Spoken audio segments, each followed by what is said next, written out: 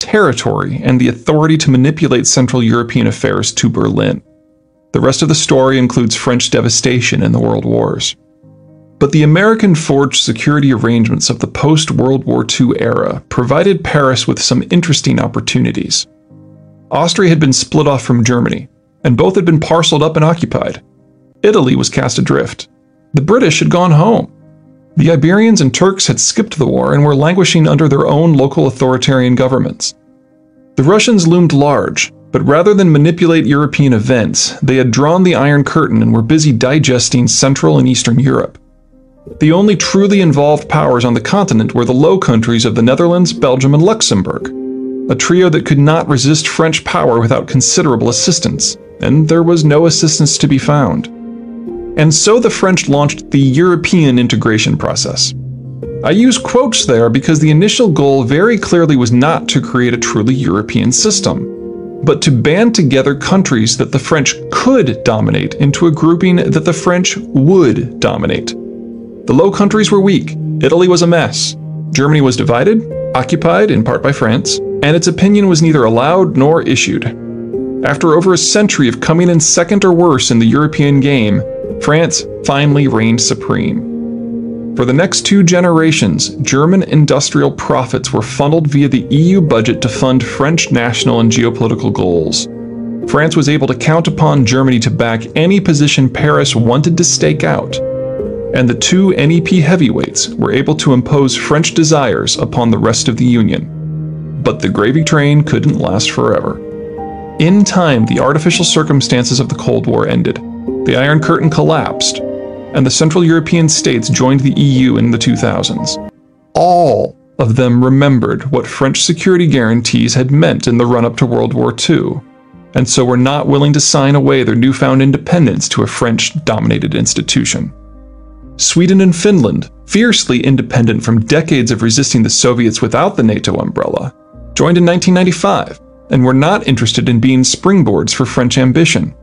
France no longer automatically got its way, but with the Germans' reflexive, silent partners, Paris could still fairly easily forge ad hoc coalitions to get whatever it wanted.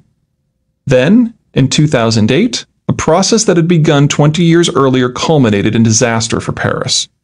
In 1989, the Cold War ended. In 1993, Germany began the reunification process, which was completed in 2003. And then in 2008, the Germans elected a 2-party coalition led by politicians unencumbered by any connection to wartime or Cold War German politics. These new German politicians still saw themselves as allied with France, but no longer beholden to it. The days of Paris telling the Germans what the German position was were over. France and Germany are still partners, allies even, but the relationship is thinning. By far the biggest point of disagreement is on union control. The Germans are still willing to foot the bill for a united Europe, bailouts and all, but now they want a few things in exchange for their commitment. They want reforms to be hardwired into EU treaty law, and even the constitutions of the EU members that will outlaw budget deficits.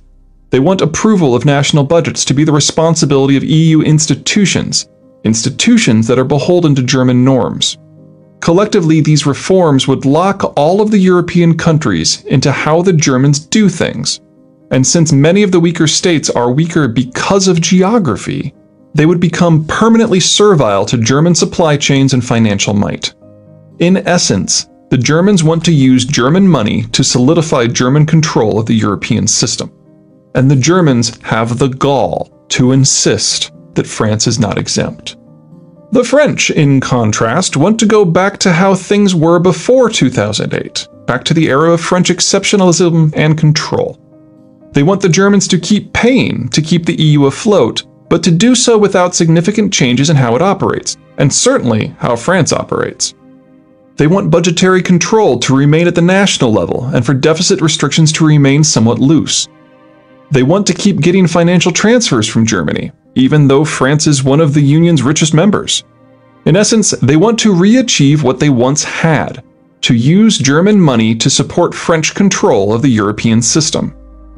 Until and unless the French and Germans can close ranks, everything else about the European Union degrades into near pointlessness.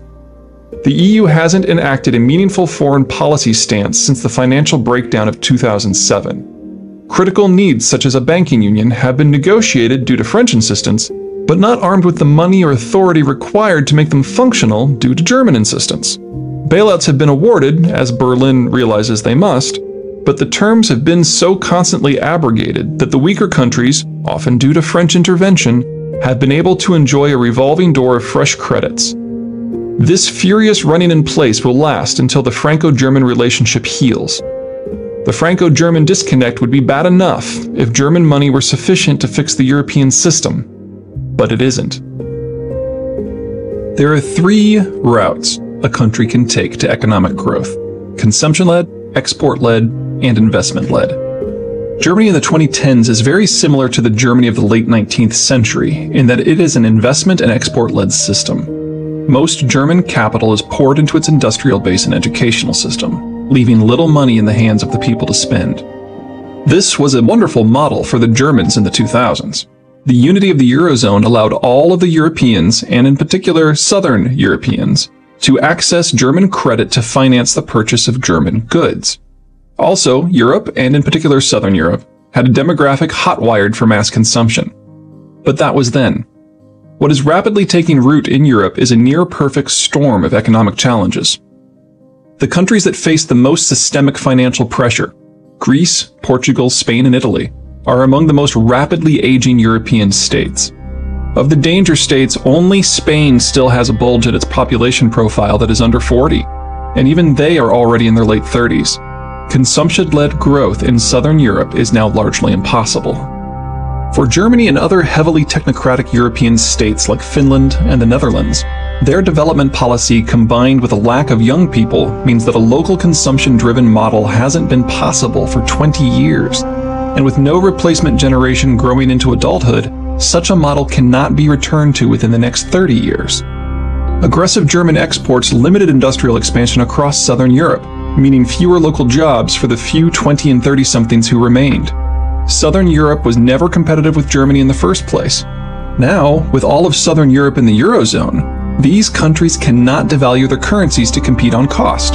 Southern Europe cannot have export-led growth. The aging of Europe across the board has denied Germany its traditional captive market, forcing it to look beyond Europe for external markets to sustain export-led growth.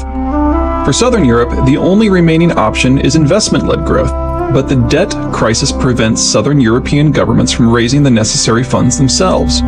The only source of such investment is now Northern Europe, with the primary mode of financial transfer being bailout packages designed to manage Southern European debt rather than actually invest in the productivity.